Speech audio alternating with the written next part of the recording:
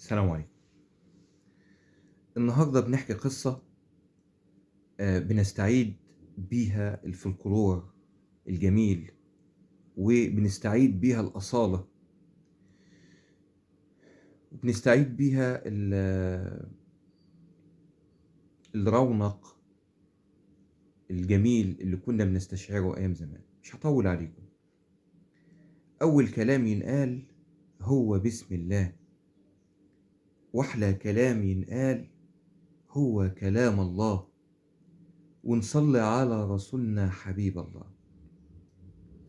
هلال وعبد العال هما الاتنين أخين، هلال وهو هلال، وعبد العال قمرين.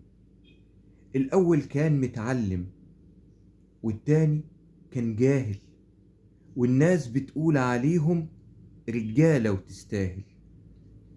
جميلة دي أختهم، جميلة دي أختهم، لها حق بتحبهم، حلوين حنينين، الطيبة دي في دمهم، يا رب بارك لهم، أتمنى أكون منهم.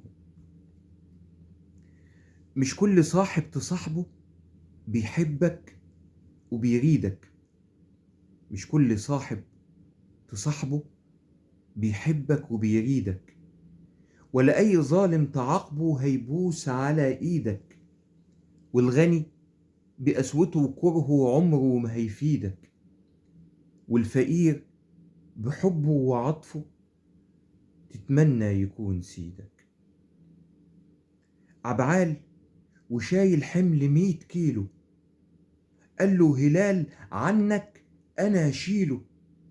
قامت جميلة ليه توسع له، وأبوه وقف عمال بيدعيله. حطت جميلة الأكل بسم الله، حلوة الصينية في وسطها القلة، الفقر مش عيبة ارضى بالمقسوم، إن شاء الله تاكلها بدقة عد اليوم. غني جاحد غناه ملوش لزوم، واحنا رضينا بالواحد القيوم.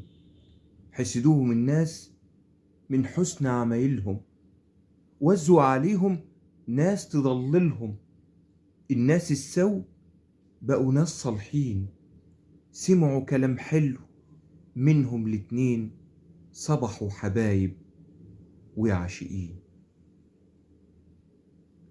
النهاردة جزء من القصة اللي إن شاء الله جميلة جدا، نسترجع بيها الماضي، نسترجع بيها اللي فات، وإن شاء الله بإذن الله بكرة أكمل لكم القصة من ساعة موقفنا لنهايتها. بس أشوف رأيكم النهاردة، نكمل ولا ما نكملش؟ وكل سنة وانتم طيبين.